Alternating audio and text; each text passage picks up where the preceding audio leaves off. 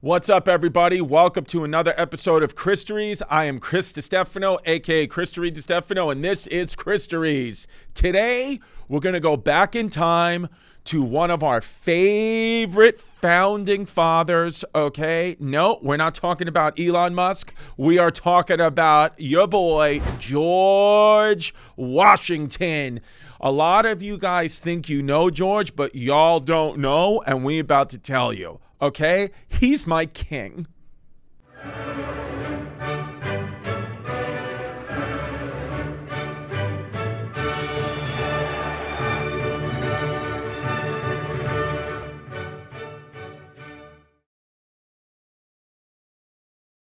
Here's the thing about Georgie W. So George Washington, born in Virginia, February 22nd, 1732. That's where we celebrate President's Day. Yes. So George Washington, he was the first child of his father's second marriage, and he was one of 6 siblings. A lot of people had kids back then because nobody pulled out. And George was tall, athletic, and he loved the outdoors. Ooh, is he single?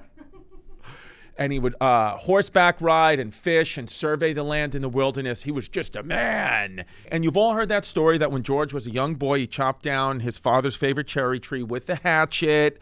And then when he asked honestly, when his dad asked him honestly, he said, "I cannot tell a lie, I did it." And his father was proud of his honesty. And the story became a symbol of truthfulness. Well, survey says that's a lie. The story is untrue and actually never happened. Okay, it didn't happen. We're rewriting history. It's the truth. Now, Americans learned that George Washington, father of our country, because he was the first president and he led the fight for independence, and all that is true. He really was the first presidente. Cannot deny that. Okay, he really was the leader of the Continental Army that defeated the mighty British. Can't deny that. But some things about him, we fabricate a little bit.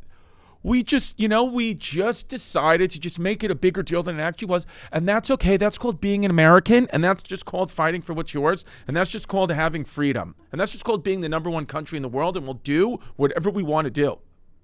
Talking to you, Russia.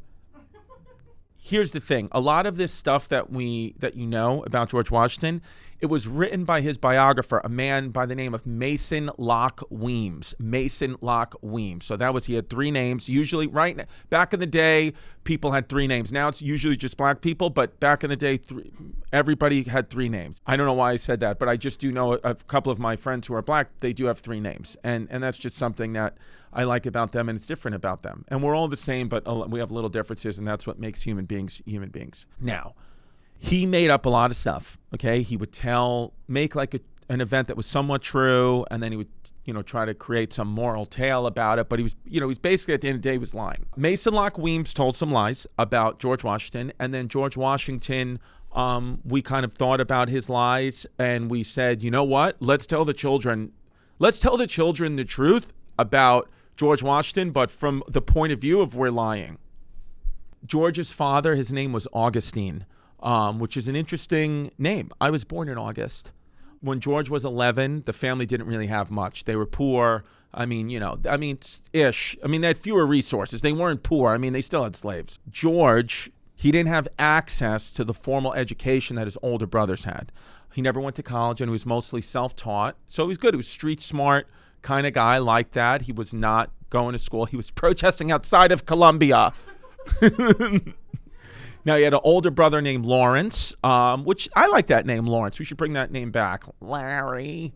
Now, Lawrence served in the British military and lived at Mount Vernon in Virginia. Now, here's the thing. You got to understand, a lot of these heroes of the American Revolutionary War, these colonial heroes, they would eventually go on to fight the mighty British. Years before that, they were fighting with the British because they were British subjects. Okay, don't forget. Lawrence became this role model. His older brother, he was this British, military guy and all that. So that's what George Washington wanted to be, because there was no idea of America yet. This was way before 1776. So George Washington, as a teen, he worked as a land surveyor, which means he measured and mapped the land, which I still don't know how they could have possibly done. I have no idea how they did that. How can you tell me that you could just walk around with the rope, all the land, and then tell me that's what the state of New York looks like? I feel like you're making it up, and there's no possible way to know. But they learned a lot about geography and the value of property, and probably how to evade Native Americans who wanted to kill and scalp them. he traveled through these undeveloped areas of Virginia, but it taught him confidence and skills and experience with leadership. And a lot of those parts of Virginia were very dangerous. I mean, don't forget, this is undeveloped land, very, very dangerous. And, back then it was very dangerous in Virginia, and it still is. It's a little place called Virginia Beach. Now, George didn't come from, extreme wealth, as I said, but he was ambitious, disciplined, and he was very serious. He was a very serious boy. People notice this boy is very confident. He's a very confident, serious boy. He went to Barbados, George Washington, in 1751. Barbados. Here's the thing. I really don't know why he was going down there. Initially, I had thought it was because maybe he was going to get a prostitute, but then I realized that prostitution is legal everywhere back then. His brother, Lawrence Washington, was dying of tuberculosis, okay? That's cough up blood. That is not good. So now, it's literally the symptoms of tuberculosis, cough up blood, lose all this weight, have all these problems with your digestive tract. It literally looked like people on Ozempic.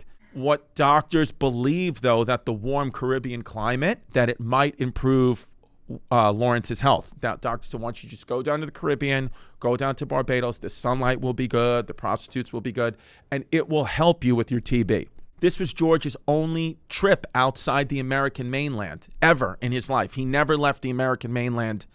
That was one time in 1751, and then he stayed on the American mainland in 13 colonies his whole life. Never went to England, none of that. So that's something that I think is very interesting, because you would think that guy was a world traveler, and he was like, no. You stay your ass in the 13 colonies, except that one time you went to Barbados because your brother was dying of tuberculosis. But during the visit, he got smallpox.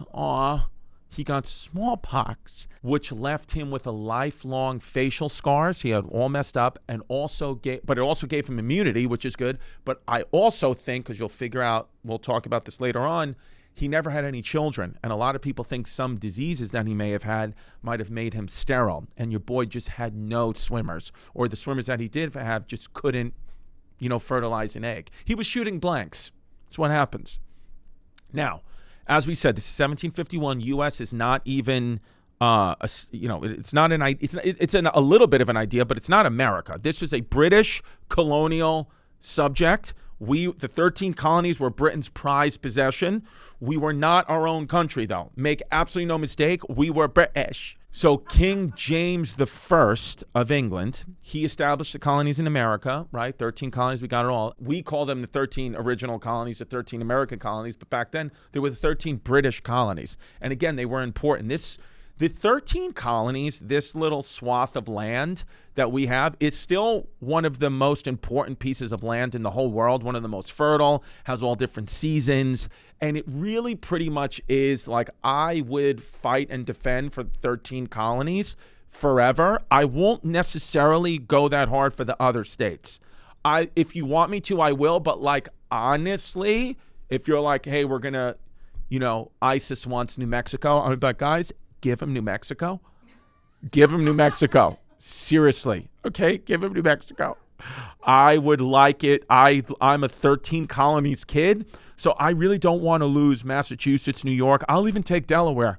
That's how much I mess with the 13 colonies. I will take Delaware. The 13 colonies, we established them as a land, and this is our land, but obviously what we did is we removed Native Americans. I mean, Native Americans have been living on this American landmass for thousands of years, and we just said, go over there, take a cigarette.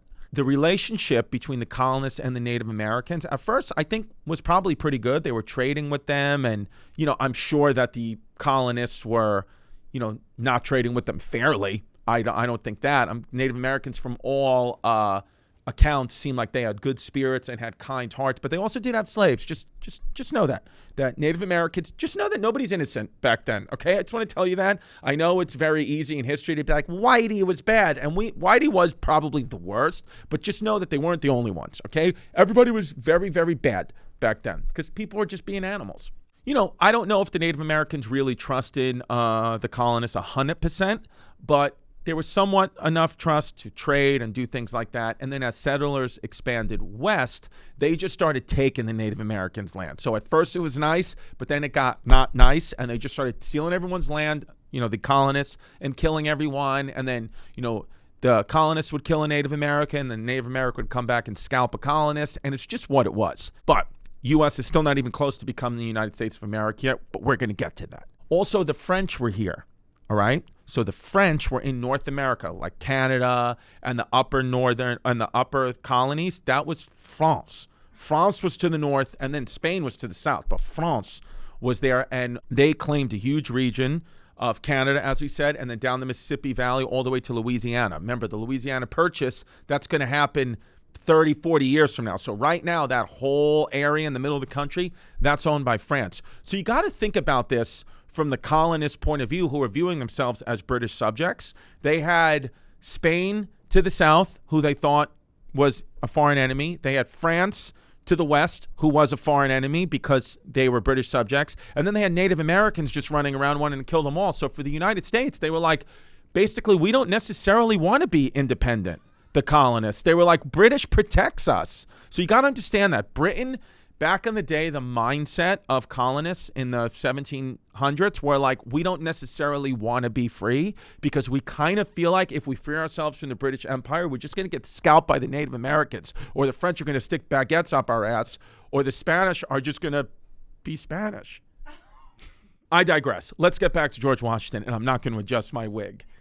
So in colonial Virginia, they had militias, all right? And now militias, you've heard of them. They were like basically organized colony. There we go. Colony by colony to protect against mostly Native American threats. So, it was mostly Native American threats, but once in a while, French military would get involved. But what a militia is a group of civilian soldiers, men who aren't part of a regular army, okay? They can just be called up to fight in emergencies, kind of like the National Guard. It's like they'll just kind of call them up in emergencies. Like, hey, we got a protest breaking out. Get down there and shoot somebody with a rubber bullet. So in 1752, at the age of 20, right? So in those days, a ripe old man, the Virginia governor appointed George Washington district adjutant, which is like a regional officer. So he was kind of he was the main guy in his little area, and his job was to organize and prepare citizen soldiers in frontier areas for possible conflicts, because that's really what the economy was back then. It's like we trade, we barter, and then we just stand guard because at any moment one of these motherfuckers want to kill us. It was the first big step in his military career. He was like a big, strong George Washington man. And then the next year in 1753, when Georgie was 21, the governor of Virginia chose him for this diplomatic mission that was pretty dangerous, to go tell the French to leave the Ohio Valley, all right? So he's basically like representing the British, telling the whole French army, like, y'all got to leave Ohio, or else we're going to be mad. And of course the French said, no, we are not leaving.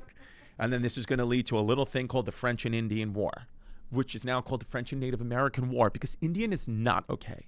So the French and Indian War, 1754 to 1763, was a conflict between Britain and France over control of North America. So think about the North American land you're living in right now, or maybe listening to right now, or maybe you don't live there at all. Maybe you're listening to this live from Pakistan. I don't know. Wherever you are, just know that the French and Indian War from 1754 to 1763 is going to set up a whole domino effect of stuff that eventually gives us our freedom, and I'm going to tell you why. It was called the 7 Years' War, that's what they call it in Britain. But here we call it the French and Indian War, because we just like, anytime we have an opportunity to just say the word Indian, we will do it. And it was mainly over the land and the trade rights. So George Washington was actually a young militia officer in this war. So again, this is the wild part of George Washington's history that I don't know if many people know, but he fought for the British. George Washington, at a point in his life, was fighting for the British in the French and Indian War. There was a battle. It was called Fort Necessity. Washington's troops were outnumbered, had to surrender, and it was a setback, but Washington's calm leadership and willingness to negotiate saved many people's lives and kept the British claim alive in the region. And here's the thing. There's one thing about George Washington, and you saw it here in this Battle of Fort Necessity. Benjamin Franklin, later in life, after we had already won our independence and all that, said basically why George Washington was such a great leader is because he knows when to surrender, where other generals would just not surrender and would just fight for their pride and ego, and then the whole army would be killed. But George Washington knew when it was a lost cause and to retreat, and that's what kept the army alive. He would just accept. He said George Washington accepts the reality for what it is, not for what he wishes it to be. So that was the key thing about him, about Georgie boy. And then he meets Martha Washington, who we know now was a man. JK, but some people say that, and there's a really good play where Martha Washington's played by a guy, and who knows? You never know. I mean, all the guys used to dress up in high heels and stockings anyway back then, so it's just what it is. Oh, that's Lincoln. Sorry, I just got news off camera that was Lincoln, Mary Todd Lincoln. So that's a series. That's an episode for another day. But I'm just gonna go with everybody was trans back then. Factor meals, fresh and ready to eat, baby. I like Factor, especially going now into the summer and beyond. I mean, you want to make things quick. You want to have things that are healthy. With 45 weekly menu options, you pick gourmet meals that fit your summer gains and goals. You can do the Calorie Smart, the Protein Plus, the Keto. I like the Keto one. It's amazing. And Factor powers your day up to sundown. They got nutritious breakfasts, on-the-go lunches, and premium dinners, guilt-free snacks and desserts, all with Factor. Enjoy more this summer. Get Factor if you want all the flavor and none of the fuss. I actually really do like Factor. My family and I mean, we've been subscribed to it for years, so I'm happy that they're advertising on the pod. So get started right now at factormeals.com/chaos50off and use code chaos50off to get 50% off plus free shipping on your first box. That's code chaos50off at factormeals.com/chaos50off for 50% off plus free shipping. Factormeals.com/chaos50off. Go do it. I love Factor, and I know you will too. Martha met George Washington in early 1758. Now, George was 26, this rising military officer, hottie with a body, tall, he could survey the land, was fighting in the war. Martha was 27, beautiful, and already had 2 kids. So Martha was out there. She already had 2 kids. She was probably divorced or her husband died. Actually, probably not divorced. I would assume her husband died because she was already 27. So, I mean, how long could you live back then? So she was this widow, and he immediately fell in love with her. George Washington just loved her, fell in love with her. Yeah, she got 2 kids, whatever. He's about to be a stepdaddy. I know what that's like, Georgie. And you just do it. Being a step-parent is a very thankless job.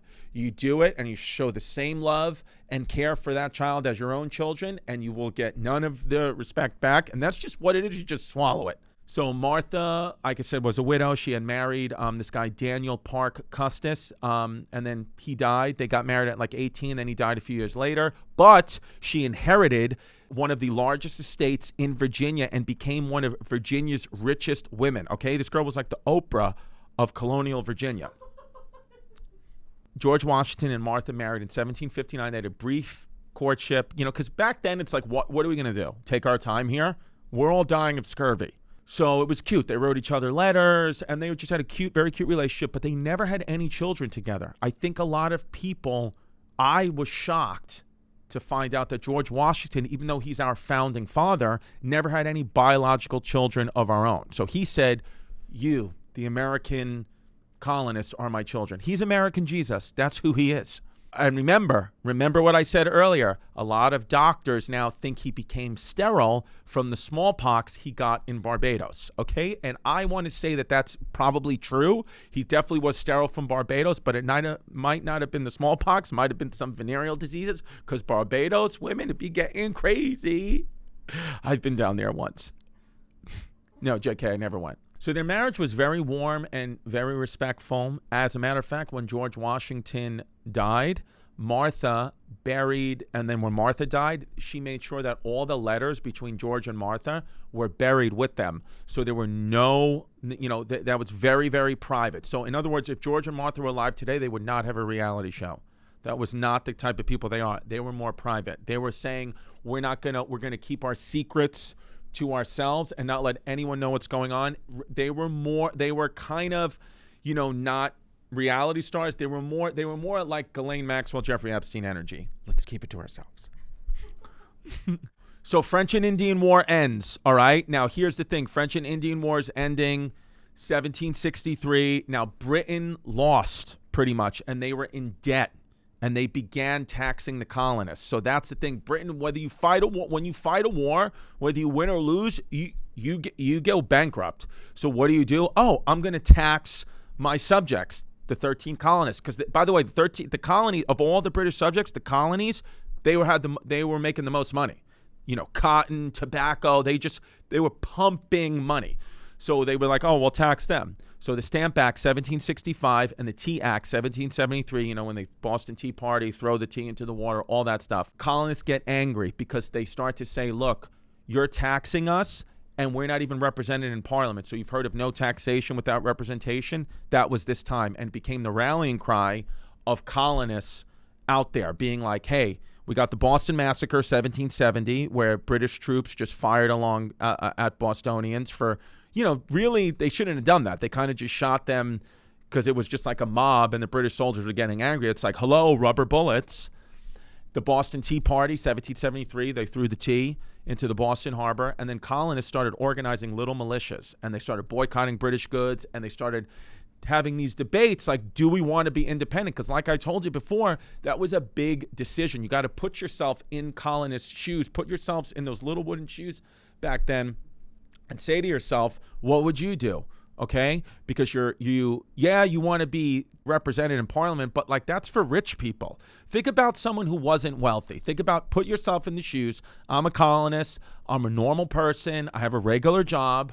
I'm saying to myself, I have a wife, a couple of kids, a couple of mistresses. I'm just living colonial life. I have a horse, a mule.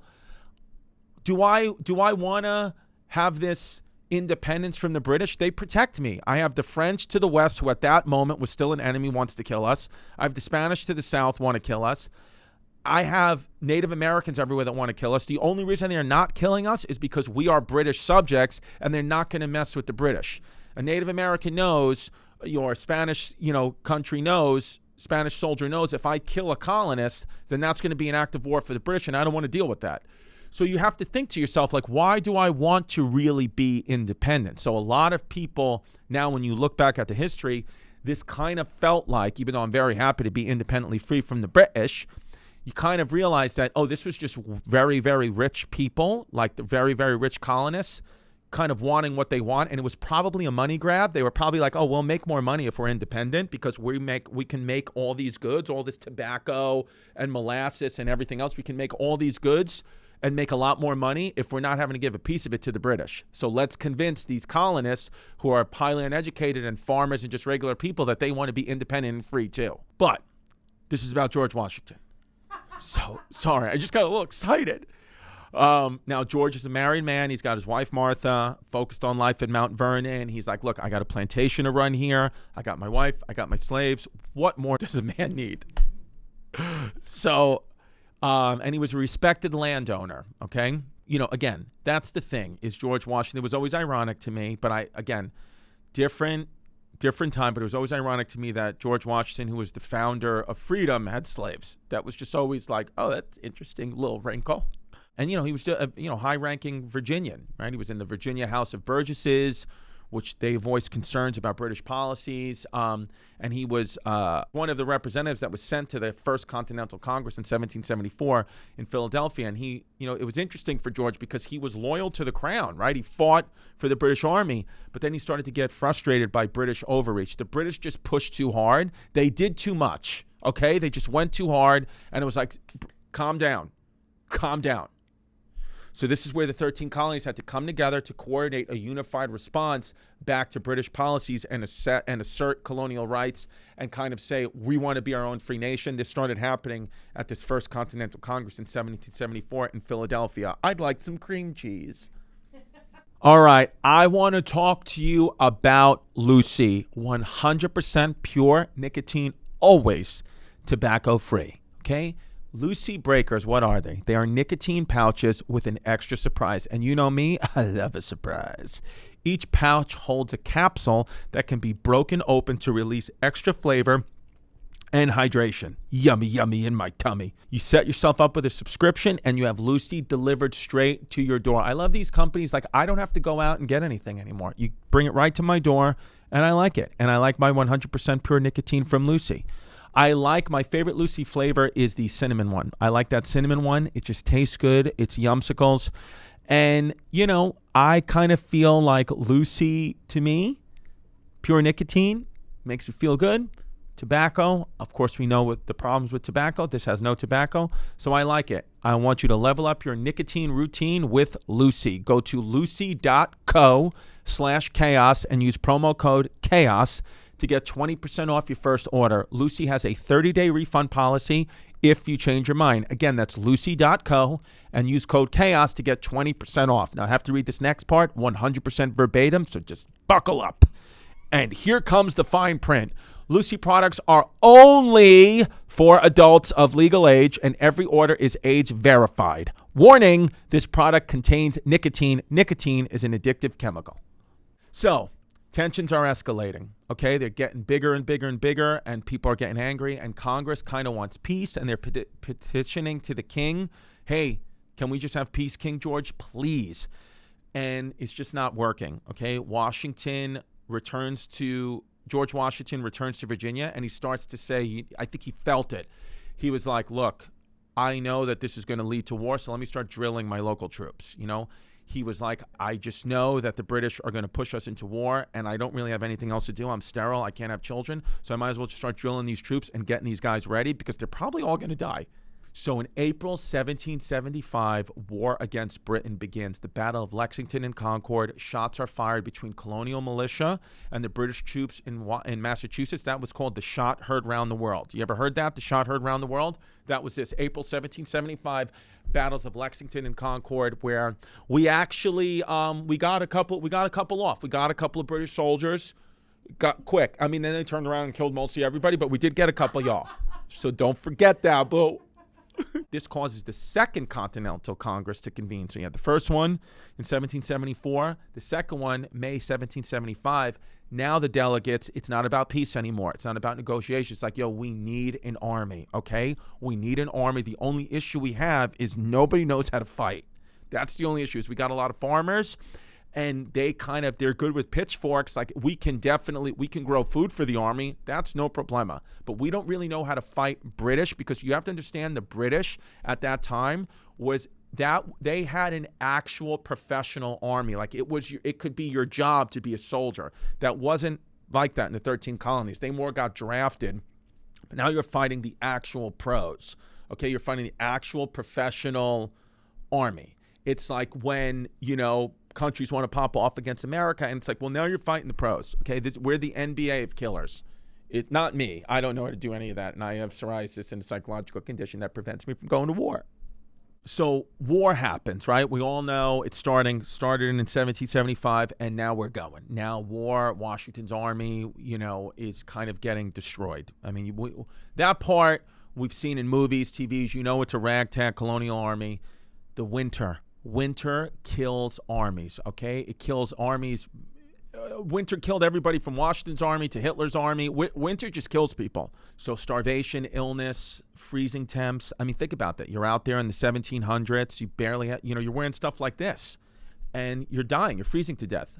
But what happened was there was a Prussian officer. His name was Baron von Steuben, and he drilled these soldiers. He knew Prussia was also a professional army, Baron von Steuben, and they came out tougher and better prepared for war. And you want to know a little fun fact about Baron von Steuben, and we'll do another Christories on him at a later date?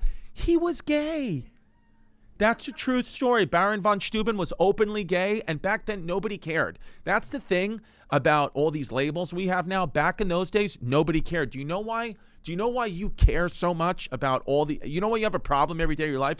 Because you're living in peacetime and you're free and you're not in the middle of a war. When you're in the middle of a war, you could care less who's gay, who's straight, what bathroom you're in. So just know that that's a product of peacetime, because us as human beings, our baseline is to always be at war. So even when there are no problems, y'all going to create problems. So crossing the Delaware. This is that famous painting where you've seen he's on one knee crossing the Delaware with people rowing the boat behind him, and he's just there, probably crop dusting as they're going across the Delaware. So George Washington, he had to cross the Delaware because here's what happened. The Continental Army, they needed a win. They were getting their asses handed to them by the British. Again, professional army versus soldiers with guns they probably didn't even know how to use. There was low morale because put yourself in the shoes of this Continental soldier. He probably didn't even want to fight the war in the first place because he's like, I care about my little farm. I got my wife, my kids. Also, he's now out there fighting this war miles and miles away from his home. Who's tending to his farm? Back then, women didn't really know how to do those things. Their role was, I take care of the children, you do the work. That's what the roles were. It was a very chauvinistic type society. So it's like, what is the woman going to do? She probably tried, but at the end of the day, it's like, I can't do this. I need my husband to come. I have 11 kids. So you have to understand, morale was low. These guys were like, what are we fighting for? I want to go home. And we're getting killed left and right.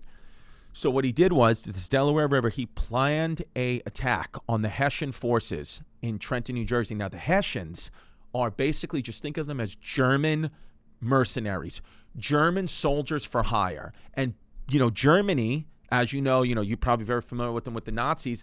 German soldiers, they have this aggression in them from the beginning of time. The Hessian soldiers were like notoriously ruthless, better soldiers than the British even, like were just absolute killing machines. So it was very scary to have to face these Hessians. But George Washington was like, we got to do it. I gotta try to fight for our country. I mean, I have no kids. So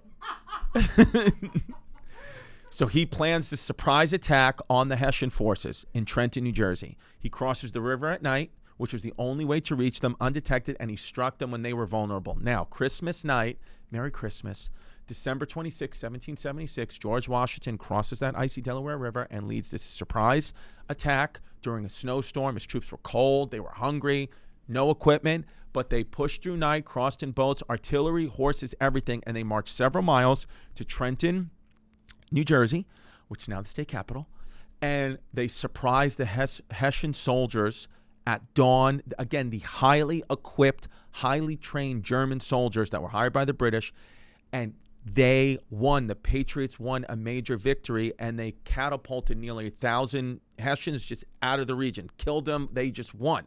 And it boosted all this morale across the colonies, and it was pretty amazing. And if you ever want to go down and see where he crossed, one of the coolest places to go is this little place called New Hope, Pennsylvania, a very cute town, gay little town, that they have all these crossings there. And it really is awesome to see, because this famous painting, which was actually, we've memorialized it now, Emanuel Lutz was the one who painted it. But in reality, we painted in the light, standing in front of the boat and all that. And that was also a lie, because in reality, it was pitch dark, snowing, and no one really would have stood without, he would have capsized the boat. That's the truth. Is Emanuel Lutz made a nice picture on it, but if he would have done it if George Washington would have done that, one of his own soldiers would have killed him, because the whole boat would have flipped over. So everyone would just sit down and shut up and row. Damn it, row. Here we go. Happy 4th of July. The Founding Fathers signed the Declaration of Independence in Philadelphia on July 4th, 1776. George Washington wasn't there. Okay, he was stationed with his troops in New York, bracing for battle. And then they received the document days later because, Pony Express. And every soldier needed to understand now what they're fighting for. So July 9th, 1776, Washington gathered his troops and he read the Declaration of Independence aloud in camp, and then some soldiers even tore down the statue of King George, and afterwards they melted it into bullets. So isn't that interesting? There's a one of the statues downtown in New York City. If you go downtown by Battery Park City, they have a little area. I know exactly where it is. And there's a little park that's still there that was there back then. And this is where they tore down a statue of King George and melted it into bullets and then shot those bullets at the British soldiers who were coming in to invade New York. So it's a little woke soldier moment. Taking down the statues, it is not okay. So there was a shift in spirit in a way, because this kind of transformed this as just like a rebellion into a full fight for independence. They knew that it wasn't just about resisting British rule anymore. It was now about we want our own nation. And they needed to do that because, again, morale was low. A lot of soldiers in the Continental Army at that time, they were on like year-long contracts. And when those contracts were up, they just left. Some of them even left before. They just deserted because they're like, I'm not doing this. Like, this has nothing to do with me. A lot of soldiers, even if they were patriots, they felt that way. They were like, this is about the rich guys. They want to be separate, but like we really don't. So they needed some type of document to, it's basically like, galvanizing people like Thomas Paine. There's a man named Thomas Paine. He wrote a little pamphlet called Common Sense. And this little pamphlet basically told the people of the time, like, don't you want to be free from the British? And basically convinced them, isn't this really what you want? The Declaration of Independence, and they're doing this, they're doing that. Because in reality, at the time, most people were like, no, I don't really want to be free. I don't, because the British weren't really being that mean to them. It's not like they were killing them. They just owned them, but they were pretty much free to do whatever they wanted to do. So they were like, why do we need to be free? So if you think about it, Thomas Paine and Common Sense, it was like the first viral moment. It was like the first real thing to just take off that everybody saw, and it changed everyone's opinions about things. It was kind of like the first Two Girls, One Cup. Today's sponsor, Nutrafol Men, supports hair growth from within. That's what I like to see. They target the root causes of hair thinning for visibly thicker, fuller hair in just 3 to 6 months, so you can show up as your best self every day, because that's what I like to see in a man, is thick, full hair, baby. Nutrafol is the number one, not number 2 or 3, number one dermatologist recommended hair growth supplement brand, trusted by over 1.5 million people, and in just 3 to 6 months go from a hat guy to a hair guy with visibly thicker, fuller hair and improved scalp coverage. I don't want to see that scalp. Nutrafol's hair growth supplements are physician formulated using 100% drug-free ingredients, and their patented technology provides consistent, reliable results. Nutrafol Men is clinically tested to improve hair growth and quality. Plus, men also reported no impact to sexual performance. You can still bang, no problem. Building a hair growth routine is easy. Order online, no prescription needed. That's what I like. Order online, no prescription needed. Enjoy free shipping, automated deliveries, and up to 20% savings with a Nutrafol subscription. And you can start your hair growth journey with Nutrafol for a limited time. Nutrafol is offering our listeners $10 off your first month subscription and free shipping when you go to Nutrafol.com/men. That's right, Nutrafol.com/men, and enter the promo code CHAOS. That's CHAOS. Find out why Nutrafol is the leading hair growth supplement brand on the market at Nutrafol.com/men, spelled NUTRAFOL.com/men, promo code CHAOS. That's Nutrafol.com/men, promo code CHAOS. So the Revolutionary War eventually ends in 1781 when George Washington, along with the entire French army, so that's the thing, right, is the French army eventually comes in and helps us win. I mean, I know at some point we thought that they were our enemy because we had fought against them, against the French and Indian War, but then they transition and we say to them, why don't you just be on our side and help us fight the British? Because France is always looking for an opportunity to fight the British. So Benjamin Franklin went over there and convinced the King of France, King Louis, to have all of France come help us win the war against the British. And again, story for another day, but just real quick, there's some evidence now that we know that Benjamin Franklin was able to convince King Louis of France to send the whole army because Benjamin Franklin was banging one of King Louis's mistresses. So he was banging one of his mistresses, and he said, hey, I'm going to bang you out real quick, and then can you please tell Louis when you're going to bang him out that he needs to send France in? Because we're winning the war, even though that was a lie. They had won like 1 or 2 battles, but he was like, just tell him while you're talking to speech deal that just get him to say yes and sign that little document. I'll give you a little feather pen. Thank you. Here's a kite.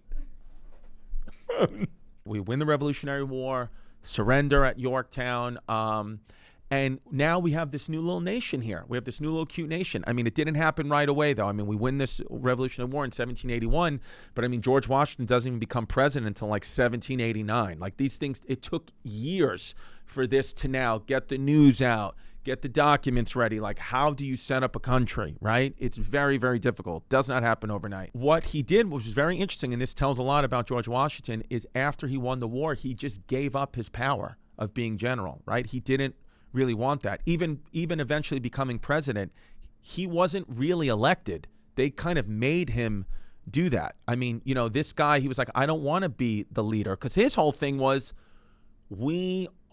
aren't I just going to be a king then? That's what we just got away from. I want to be a king. I don't want to be a king.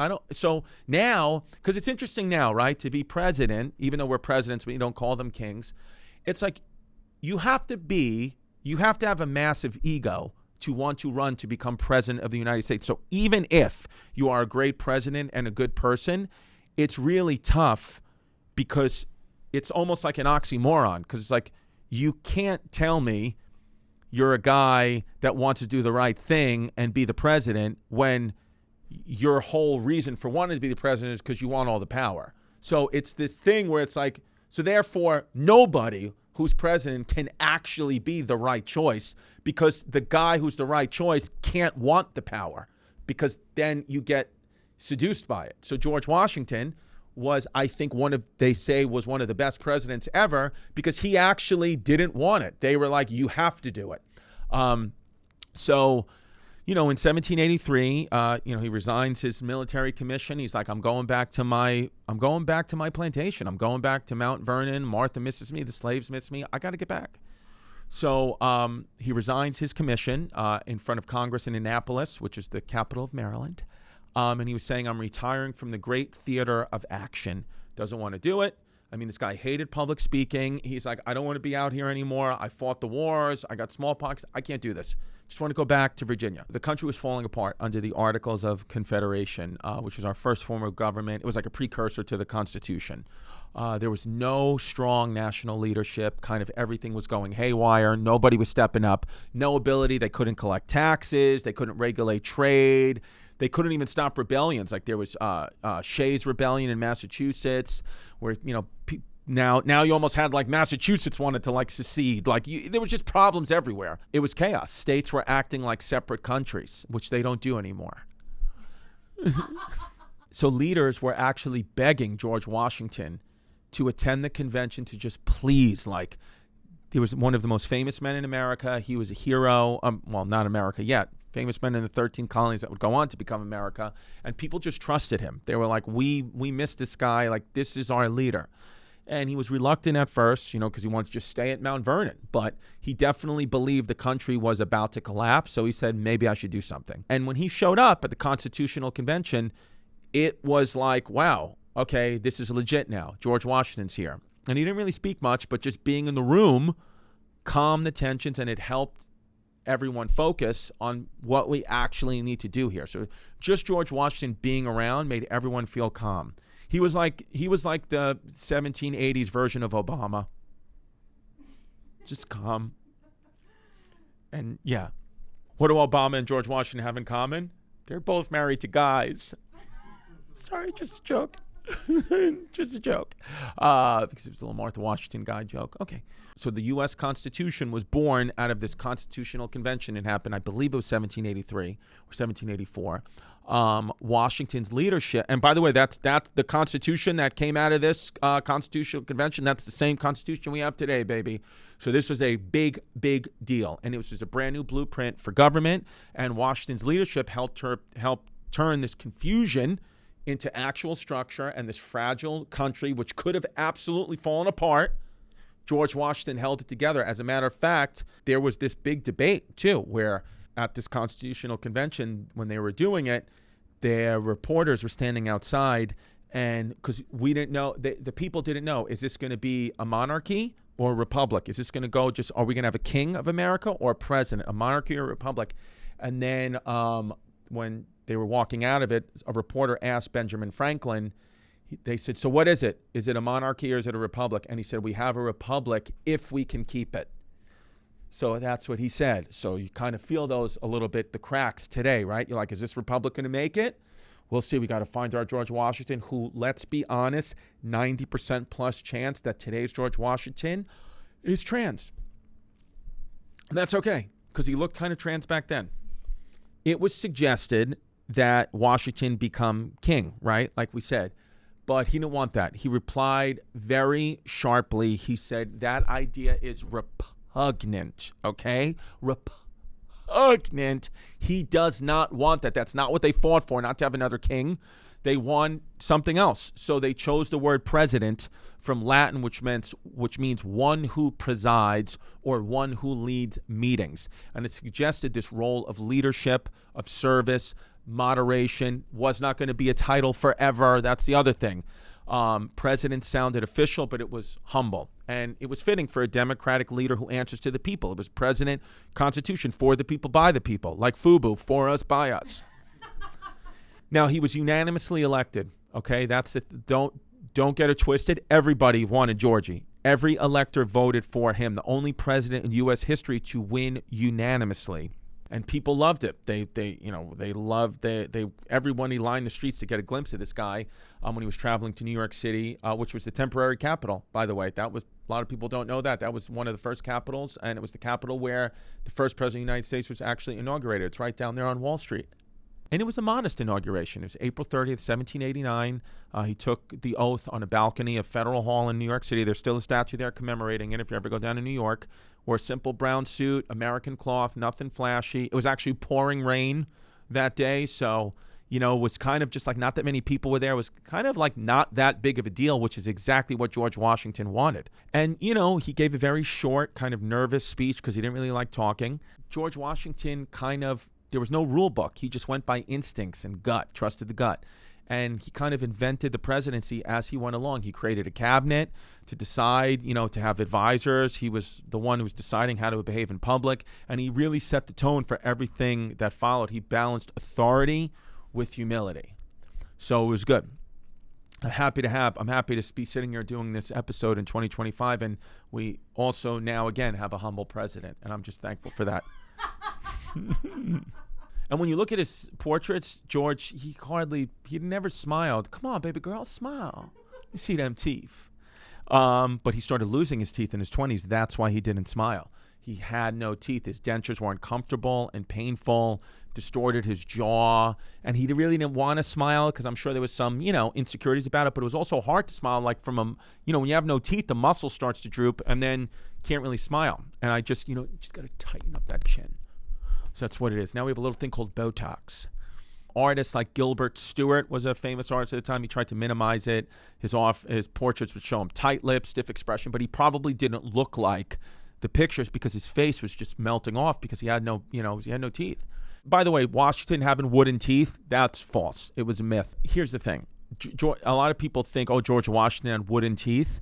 And it wasn't that at all. That was a lie. That was kind of just a falsity at the time. It was actually made from human teeth, probably slave teeth. So you could see why back then they were like, let's just say his teeth were wood and not from the mouths of slaves, but it's just what it was.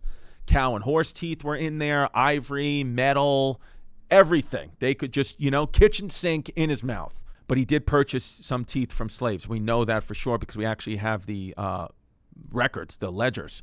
And so, it's just what it was. That was life back then. It was kind of gross, but what can you do? Washington was 6'2", so he was a very, very, very, very tall for the 1700s. That was a tall man. And honestly, just that alone, just being that tall and having broad shoulders and being slightly charismatic, even though he barely talked, that was enough to be like, you should be the president. And a lot of presidents are tall. I mean, a lot of presidents are tall. I still think it's in the American mindset, like, I want a tall, strapping lad to lead me to greatness. So, what did George Washington do during his presidency? Well, he's stabilized the economy, created the National Bank. He made the first cabinet with key advisors, Thomas Jefferson, Alexander Hamilton. So he was all about diversity. As we know, Alexander Hamilton was Dominican. So he signed laws to organize the judiciary system, Supreme Court. All this stuff is George W. Policies that helped expand the nation. He dealt with Native Americans in a good way. Western settlement. He was the founding fathers, So, I mean, look, the only thing oh my God, these things are itchy. How did people deal with this back then? So the only thing that he did do is he dealt with Native Americans in good ways on one hand, but then on the other hand, he, had a lot. He was contributed to a lot of loss of Native American land and culture. So that was just Georgie. What are you going to do? But even this, he chose to step down after 2 terms, 8 years total. He was 65. So that's why we have the 2-term limit. That was kind of George Washington saying, I'm only doing 8 years of this, and then stepping down, moving aside. And he was 65 years old. So, I mean, think about that. This is back then. He was 65. He started the presidency at 57. Now it's like every president, besides Obama, every other president, it's like they start in their 70s. It's like, what the hell? That should be a rule, too. You can't, once you're 65, you can't be president. I really think that we got to get younger. I want my president young and hot. And in his famous farewell speech, Washington urged the country to avoid political parties, which he saw as divisive, and he warned against getting involved in foreign conflicts. So his big things were no political parties and do not meddle in foreign policies. That was his one wish, and I'm proud to say here, George, that we've done that. We've done that. We don't have divisive political parties, and we don't meddle in foreign affairs. Iran, we're coming. So 1799. This is the year George Washington dies, December 14th, 1799. He was, riding his horse through some snow and bad weather, and he caught a throat infection and quickly died.